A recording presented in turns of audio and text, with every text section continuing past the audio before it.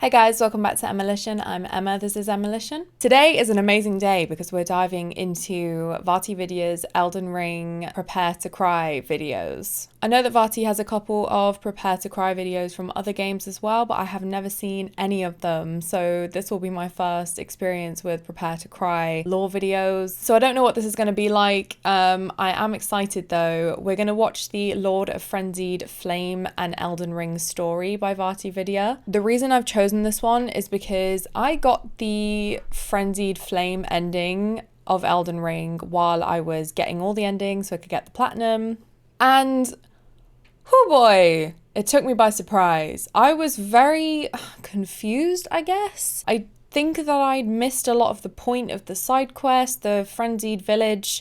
I kind of ran through it in a terrified stupor instead of properly reading things and exploring because the frenzy was just freaking me out, to be honest with you. So yeah, when my beloved character Fanta lost her mind and kind of became, I guess, ashen at the end of that ending, I was baffled. So I would like to find out what I missed with the Lord of Frenzied Flame and what it's all about. I'm really thrilled that this video exists and I can't wait to watch it and learn myself some things. Let's just jump into the video. The lands between are ruined, mired in torment and despair. Is there really anything here worth fighting for? Is there anyone worth saving? Hello? Is somebody there? My name is Irina. I've escaped from Castle Morn, to the south. My good father secreted me out the castle, but decided himself to stay. He says it's his duty. As commander, the servants there have rebelled. Filled with hatred for every one of us. I get the distinct impression that this video is going to be extremely cinematic and beautiful, and I'm not going to want to talk over a lot of it, which, you know, I can't help myself by now. But I just wanted to jump in and say, how good was the Castle Morn quest? I think my personal experience with that, sorry, before I carry on, I think up to that point I'd been really struggling around Limgrave and not really knowing if I could even play this game. It was only my third Souls game and I was feeling a bit like, I'd just gone from like the comforting confines of semi-linearity with Bloodborne and I'd just been thrust into this open world of madness and I didn't feel like I was doing very well. And when I got to Castle Morn, it kind of gave me that Demon Souls-esque level of structure that I craved. And I just remember the shock when I came back out to speak to Irina, and she, I mean, if you haven't played it, why are you watching this? Not spoilers. And she was dead. I was so surprised. I was like, no, it's gonna be like that, is it? But anyway, let's get stuck in. Let's go back. Filled with hatred for every one of us. They've since come for every one of the companions I escaped with. They haven't spared a soul. I fear for Father's life. My soul wishes that he escape. Oh man, that The slaves sucks. of Castle Morn are misbegotten. Their very existence is considered to be a punishment. But their only crime was being born outside of grace. So it's no wonder that hatred has fermented in their hearts, inspiring them to finally break free of their masters. The next step in a cycle of revenge that began at Castle Morn long ago. I see. From Irina. Thank you. I mean, you're dead, but I can't leave yet. Even if the castle should fall, as commander, I must remain to ensure the treasured sword of Morn does not fall into the wrong hands. Best Ages sword. ago, a lone champion fought at Castle Morn. His entire clan had been vanquished, but he grafted their swords onto his own and continued to fight. So determined was he to claim his revenge. And so, this became the legendary sword of Castle Morn. It was claimed by the banished knights of Godric, stolen by a misbegotten, and then passed down to you. And I couldn't. And with it, And I couldn't wield it because I didn't have enough points in strength. the cycle of revenge continues. Do you know what? The best stories, for me anyway, the ones that I enjoy the most are those that are basically fueled by revenge. Look at John Wick. It's one of the best movies ever, and it was all because of the dog. Tell me I'm wrong. You can't. An eye for an eye. Makes the whole world blind. I'm in your debt for keeping the sword from those fallen creatures. That's an awesome shot. Wow. These videos are so good. Uh-oh. I'm no longer bound by duty. Once I've rescued Irina, I will spend my remaining days with her. Whoa!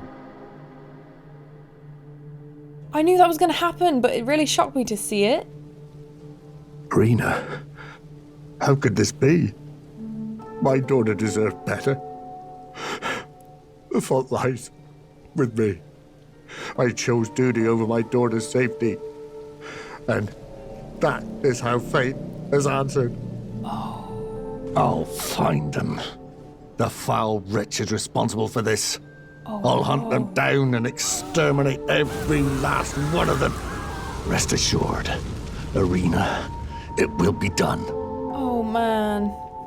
So, just for context, as far as I got through that quest was speaking to him, coming back to Irina, and then that was it. I don't know what happened to him next, so guess we're about to find out. You're a tarnished. Kale! I can see it.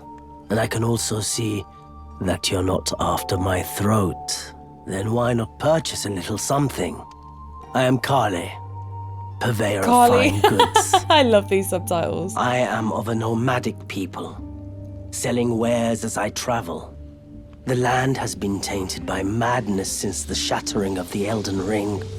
It's only tarnished like yourself, who keep things from drying up entirely. Let's say you're a very welcome customer. There are others of my people who yet survive in these lands. If the mood takes you when you meet one, then offer them some trade, won't you?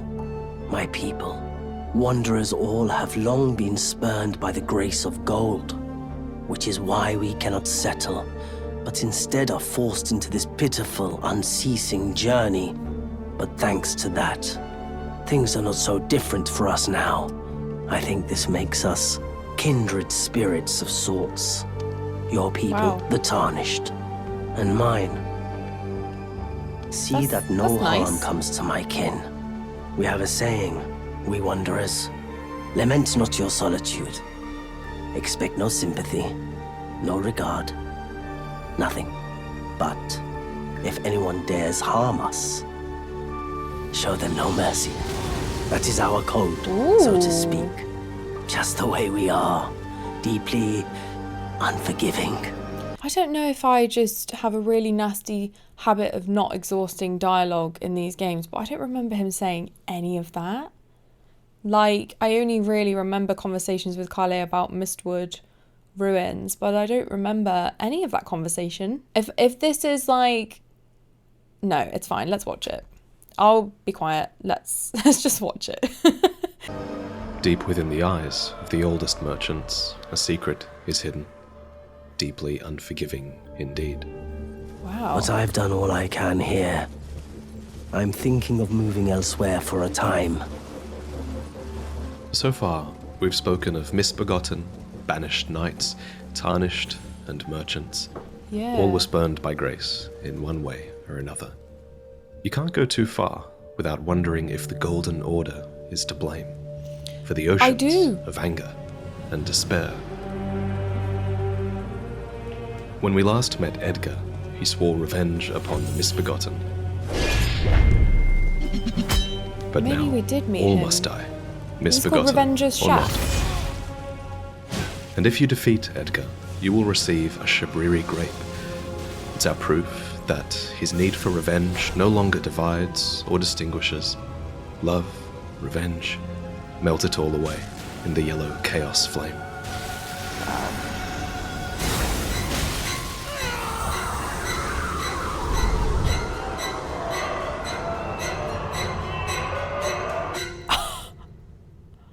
But there are those. This is ridiculously good. This is so amazing. Who fight against the tarnished Vaati, who what stalk the their hell? own. Yura, the hunter of bloody fingers, will often be at your side. Wow.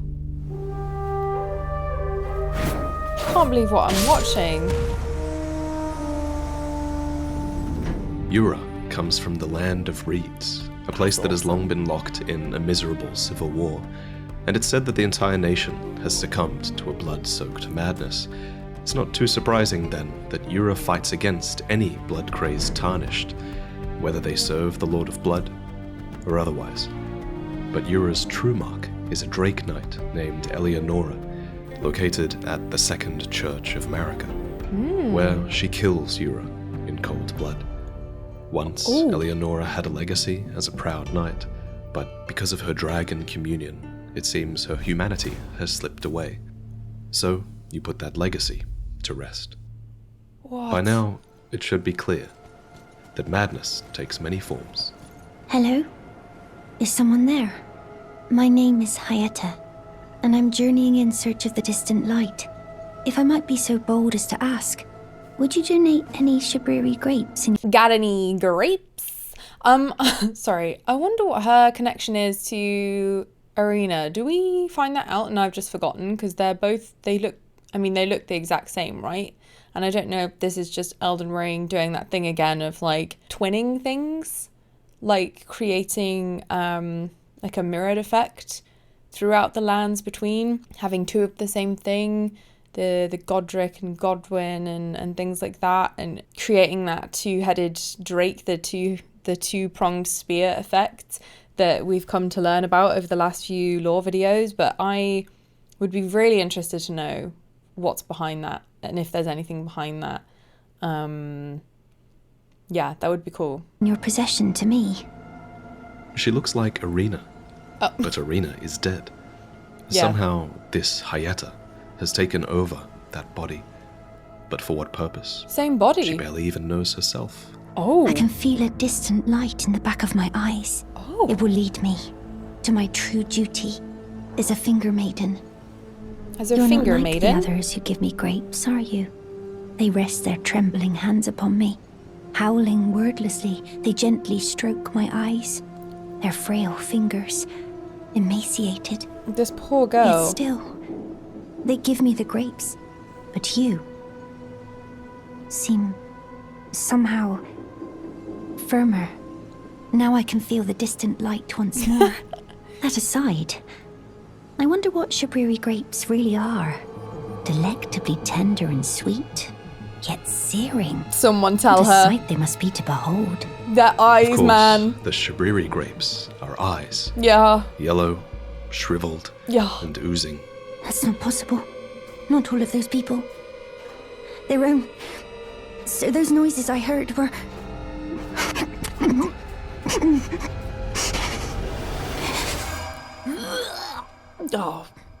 Oh, God. Babe. Okay, another thought, which I'm just going to give you as it pops into my head. The fact... Okay, so I don't know, and I'm guessing that Vaati's going to go into it now, but the eyes that she has been consuming, the like yellow shriveled eyes, have been exacerbating this sort of yellow light in the back of her mind that appears to be coming further to the forefront, which I'm just going to preemptively assume is the chaos flame for whatever reason and however that works. But it harks back to Bloodborne for me. And I hate to say it because I compare everything in this world to Bloodborne, I can't help it. But just the relationship between eyes and vision and sight, and slowly going mad and slowly losing your mind, essentially. I can't help but notice the parallels there. Whether there's anything to that in the Soulsborne multiverse, or if it's just Miyazaki has an interest in the relationship between sight and like a third eye, and maybe knowing too much and seeing too much, like amygdalas. I don't know, but I just wanted to put it out there. I'd be interested to know what you guys think. Vaati's probably going to tell us right now anyway, and that was a total waste of 2 minutes, but there you go. I just want to say things as they pop into my head, so yeah.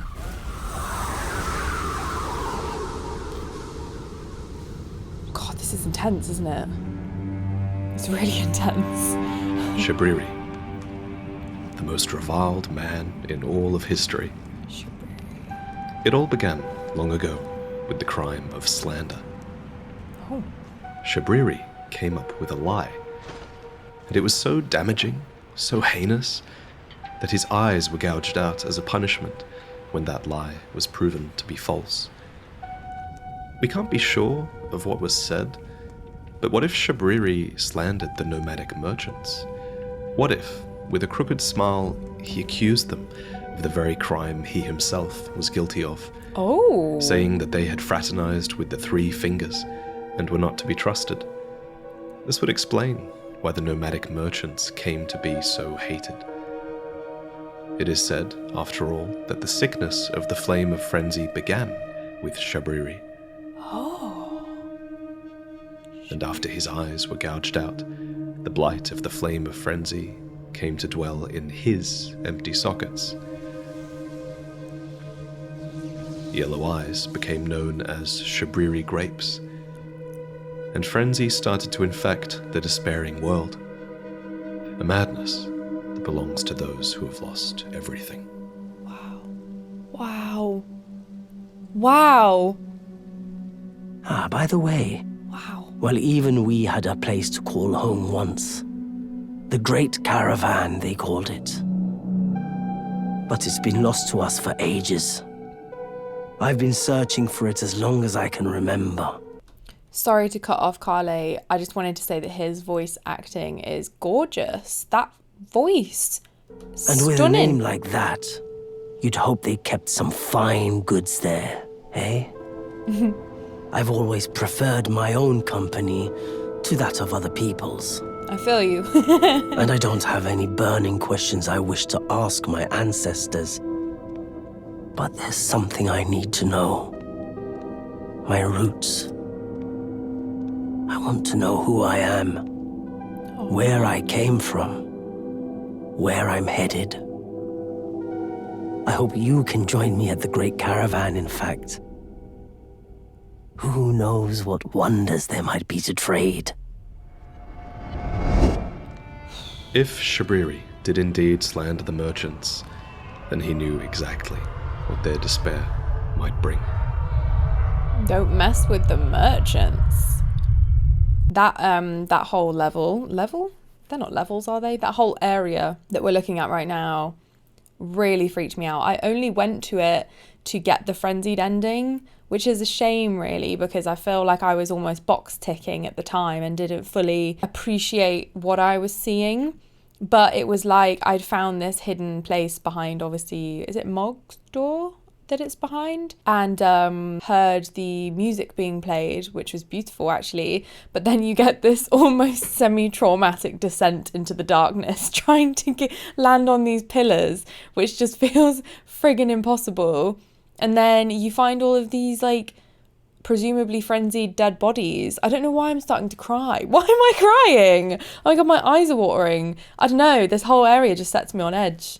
It really freaked me out, and I felt sad about that lamenting music at the time. I feel sad again now, just thinking about it. Is that you over there? I've gleaned something very important indeed, thanks to you. The reason why it was eyes I had to eat. The distant light is far and frail, so faint it can't be seen by the naked eye. But with everyone's eyes together, it appears. Finally, it all makes sense. I'm certain now. I will be a finger maiden. Could you donate a fingerprint grape to me? They're special grapes which only grow on those who've been clasped by the burnt fingers. We only know of one other who was clasped in such a manner. His name was Vaik, the dragon spear. Oh. After the war with the ancient dragons, there came the rise of the dragon cultists, who earned the dragon's affection. One of the most beloved was Vaati the dragon spear, a tarnished descended from Godfrey, who eventually returned from across the sea to join the Round Table Hold in hopes of becoming Elden Lord. To this end, Vaati was assigned a finger maiden and acquired the power of 2 great runes. Wow. But when he stood He went for before it. the thorns of the Erd tree, he realized the truth, that a maiden's true purpose is to burn the thorns for the one who would become Elden Lord. And whether it was born of love or duty, Vaati refused to burn his maiden, for the whisperings of Shabriri had told him of another flame, Interesting. a flame of frenzy hidden deep below the capital that could burn the thorns away. But when Vaati returned, his maiden was dead. Did she commit suicide Damn. after betraying her purpose, or was Vaati captured and punished for his treason? Whatever the case, now Vaati's vengeful spirit defends the dead maiden at the Church of Inhibition, Oh. while the real Vaati kneels imprisoned in an everjail deep within the Forbidden Lands, clad in armor clasped by 3 burnt fingers. This is all that remains of the contender that was supposed to become Elden Lord. Whoa. He didn't do it.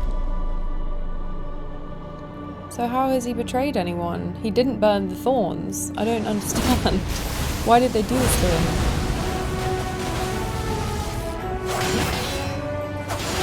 Come on, Tarnished. You got him. Dodge.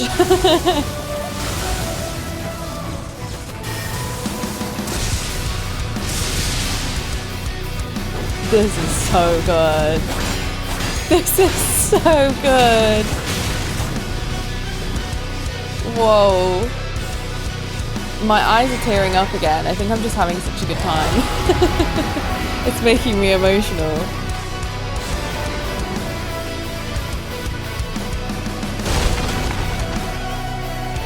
Oof.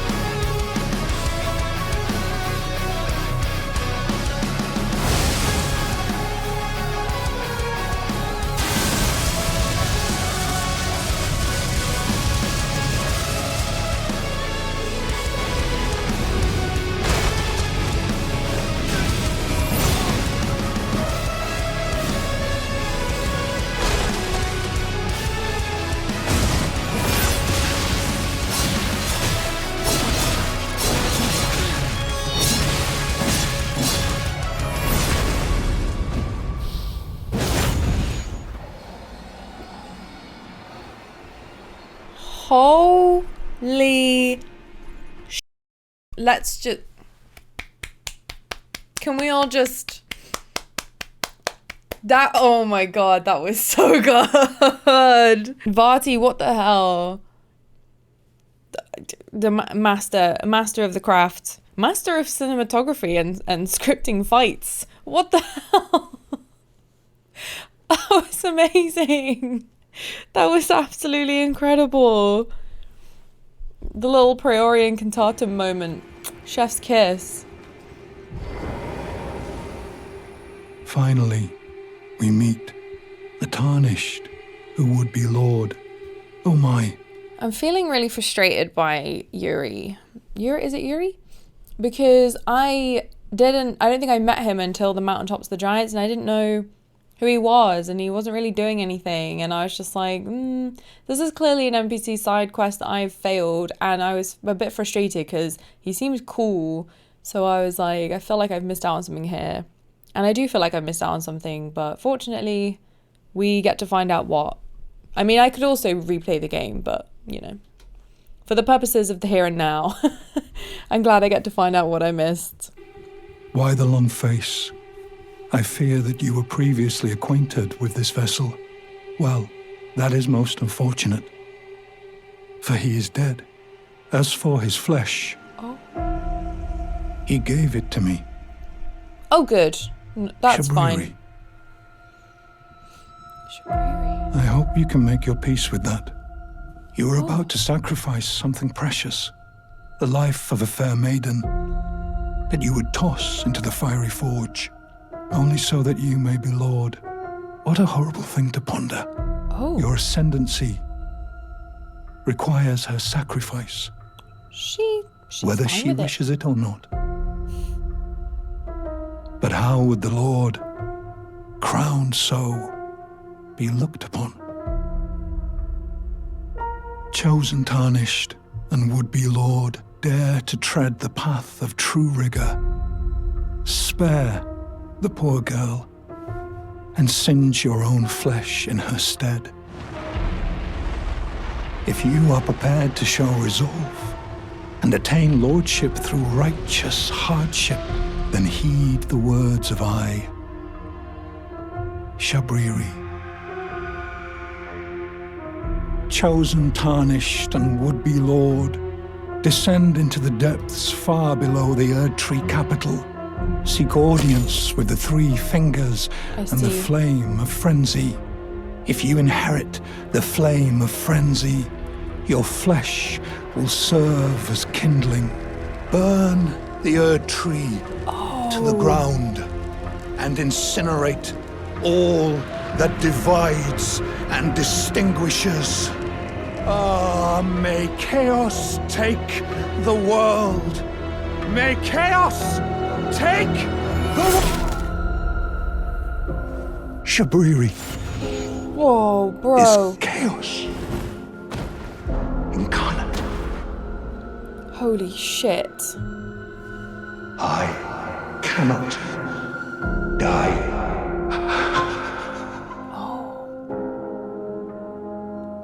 Oh my god, can we just oh my god, can we just unpack that a little before we carry on? So when he was saying, don't kill your fair maiden, kill yourself, or set yourself on fire to burn the Erdtree, I was like, well, duh, how are we going to be Elden Lord if we set ourselves on fire, idiot? Now I'm just realizing that if you seek audience with the three fingers and you have the frenzied flame or the chaos flame inside you, that we could have burned the Erdtree using ourselves as kindling, but I'm assuming that the chaos flame, the frenzied flame, the frenzied flame would have protected us, but we would have just been all like messed up and full of madness, I suppose.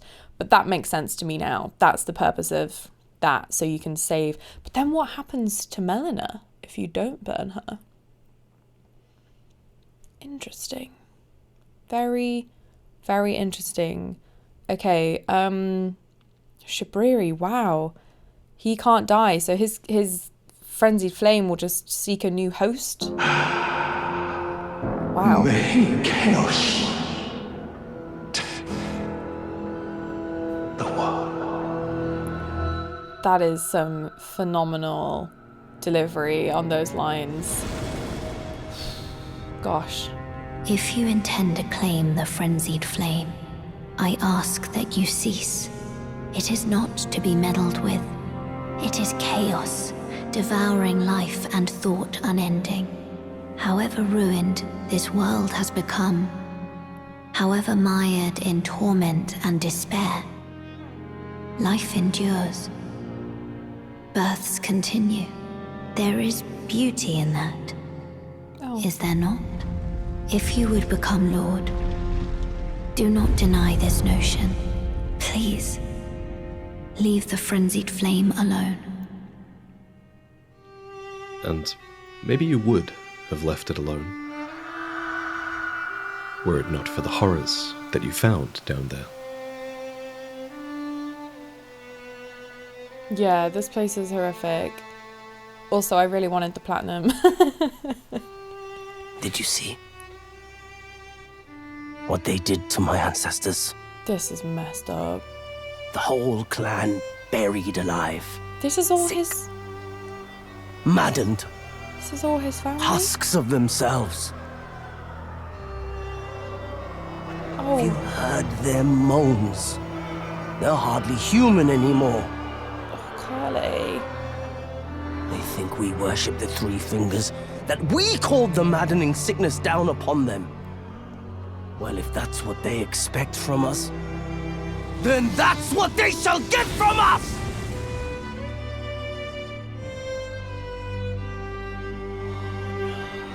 The world of grace and its people should have been content to see us sink between the cracks, but to have intruded upon our solace, having broken us upon their whims?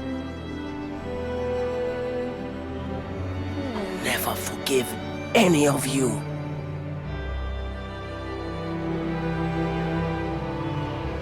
Oh We no. won't be trading any longer.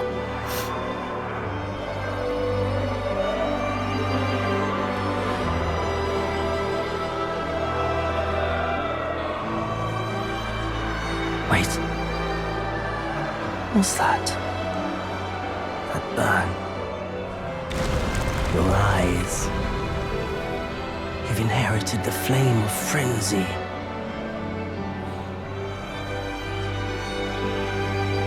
Unknown warrior. Divest yourself of everything.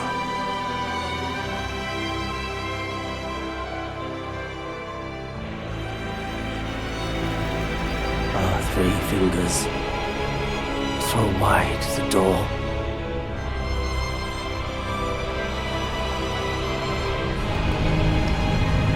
Ah, that's it.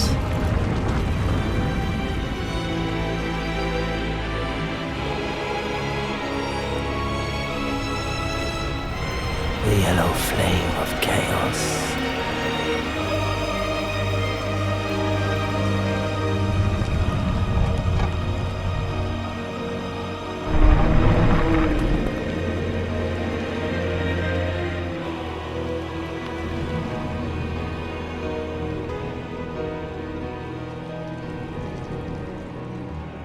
Please. A frenzied flame to melt away the curses, suffering, and despair, and the order entire.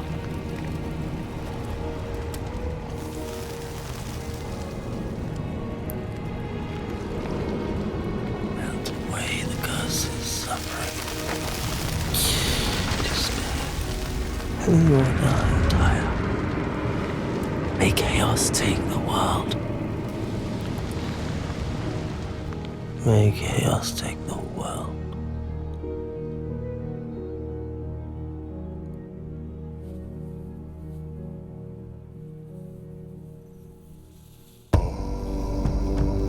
I need a minute.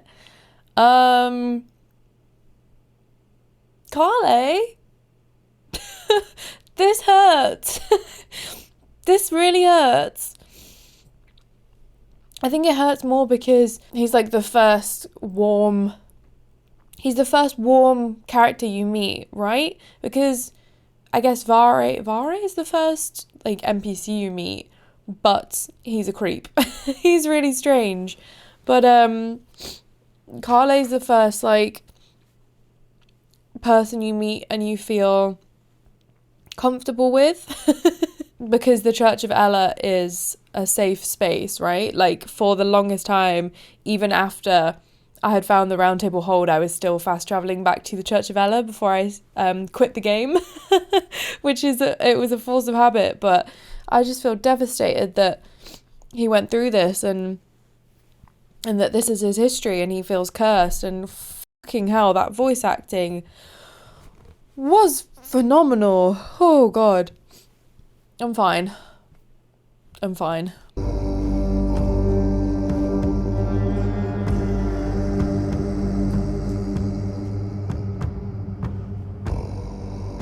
Oh, it burns. My eyes, they're melting. Thank you. You're welcome. I have touched them. The words of the three fingers. As your maiden, allow me to divine them. All that there is came from the one great.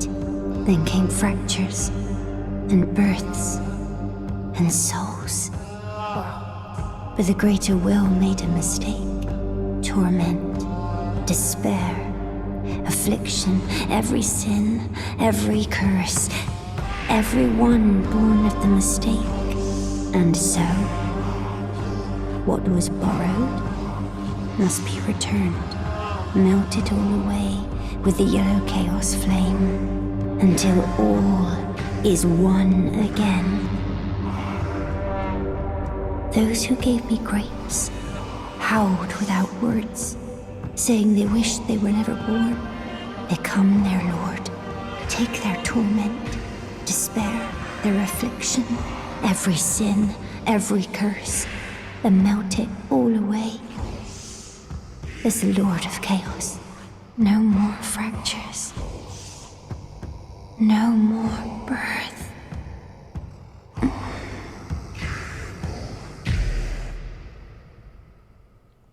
And so it is, that an eye for an eye leaves the whole world blind. You have inherited the Frenzied Flame. A pity. Our accord ends here.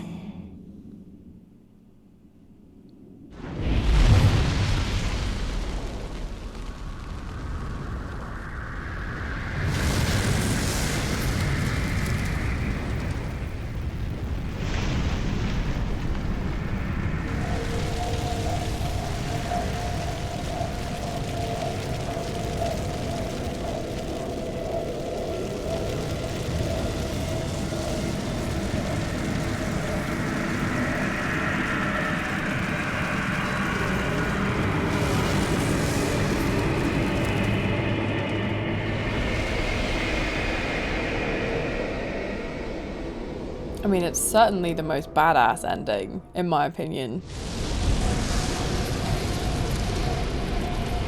Dang. It rocks, doesn't it? It really rocks. Dang.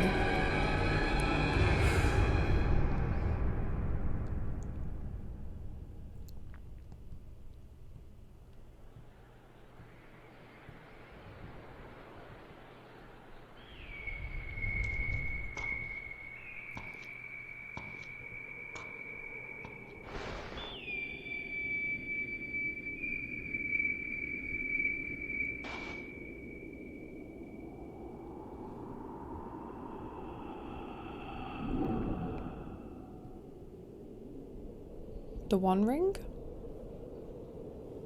Maybe? Lord of Frenzied Flame.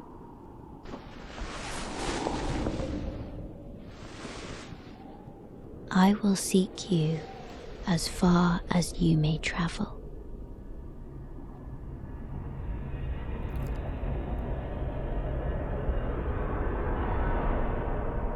To deliver you what is yours.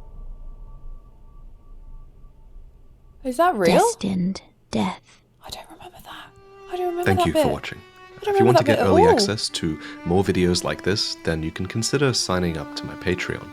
The money from there helped me to invest really heavily into this episode. For example, the music that you heard during the Kale scene was completely custom made just for this video. It was I will be subscribing to the Patreon. I thought I was going to do it after the other lore video that we watched and forgot, so I'm actually going to do that in a sec when we close out here. But I am gonna leave it on the really badass freeze frame of us turning into Sauron, because I'm a huge fan of that. Wow. Oh my god. I'm genuinely quite taken aback and surprised at how I feel. I think I didn't expect it to be like that. Like I said, I've never watched any of the Prepare to Cry videos before, so I thought that they would just be like the normal lore videos, but maybe with just like a bit more emphasis on some of the characters' backstories. I don't know what I thought. That was an absolute pleasure and an absolute treat. I can't believe what I've just watched. I am genuinely so blown away. I did have some thoughts as we were watching towards the end, which I didn't want to keep pausing because I was really into it, but just to kind of confirm my own understanding of how these things work. Obviously we meet Irina at the start, who then dies. Then we meet Hyetta, and they look very similar, if not the exact same, as I pointed out and as Vaati pointed out. Then later on we find out Shabriri has inhabited Yuri's body and taken it as a vessel, I suppose. So I guess that chaos allowed him to do that, and the frenzied flame, and that's the same thing that happened to Hyetta.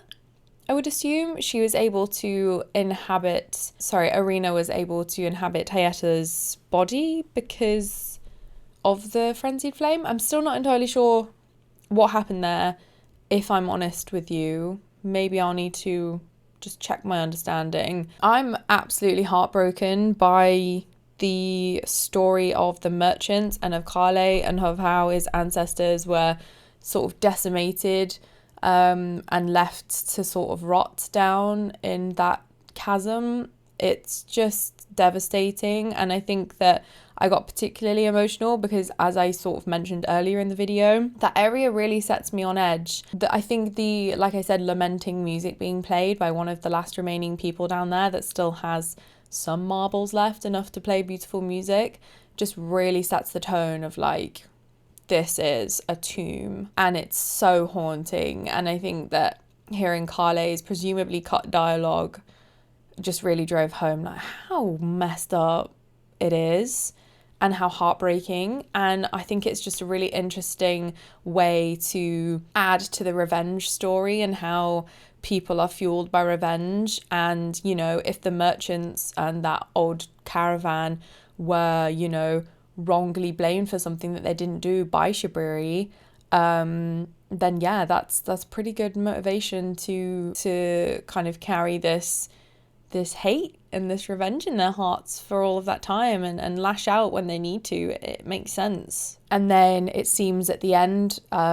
with what's said during this kind of frenzied flame ending cutscene, that Irina is kind of encouraging us to use the hate and the curse and the sins and the sadness of all of those downtrodden by the Golden Order to fuel the frenzied flame and to fuel the power of chaos, to destroy. And I think that's kind of beautiful because, like I said, revenge stories are my favorite, and you know, I'm here for it. I really am. I also had another thought, which doesn't necessarily bear any relevance to this video, but it was just something I picked up on during, I think it was Melina speaking, saying, listen, I know this world sucks sometimes. I know that things are bad and, you know, everyone's having a bad time.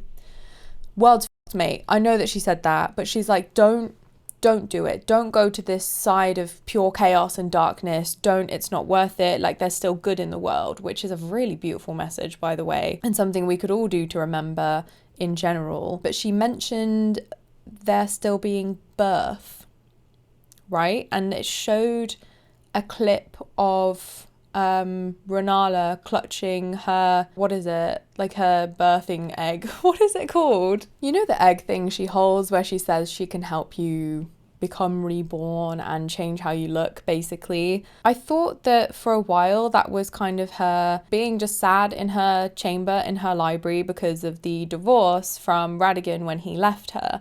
But now I'm wondering if it's more to do with her children and losing her children and how, you know, Rani is kind of dead in a way because she's inhabited the body of this doll essentially and is a bit more of a spirit, I suppose, if I got that right. She's a spirit, right? Her mortal form has gone. Radahn got totally souped up in a bad way and then also died in the desert. And then Rykard is a giant crazy snake, probably doesn't send a Mother's Day card because he has no hands anymore, and then he's also dead.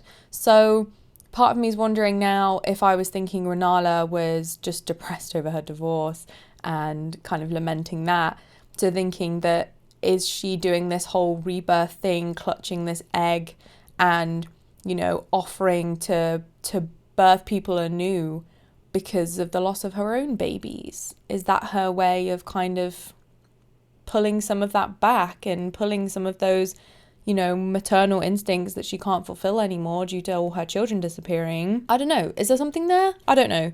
It's just come to my head after a 1-second clip of seeing Rennala and just thinking about her and how birth is very much a thing. The cycles of life and death in the lands between are very important. And I don't know. I feel like there's something there. I don't know what it is, but I wanted to say it. So there. So I feel quite overwhelmed with that. Normally, I think during these more chilled videos, I'd watch a couple, but I don't think that I can handle another Prepare to Cry right now because I have so many thoughts whirring around my head and I'm also a bit sad. So I'm going to leave it there for today, but there's plenty more to watch. Thank you so much again to VaatiVidya for making these absolutely phenomenal videos. That was a work of art. The amount of detail and effort that goes into these videos is absolutely beyond any words that I know in the English language. It's phenomenal. Thank you for all the effort you put in. I'm going to go sign up to the Patreon now. We really don't deserve you in this community, but I'm really glad that we have you. Guys, let me know any of your thoughts, any of your theories, anything like that. Is this your favorite ending? Mine is personally the Age of Stars ending, although that has given me a new appreciation for the Frenzied ending. So, but yeah, it's going to be Age of Stars for me. But let me know if I've missed anything, if Vaati's missed anything crucial to do with this that I would like to know. Please let me know. Until next time, guys, take care. I will see you very soon.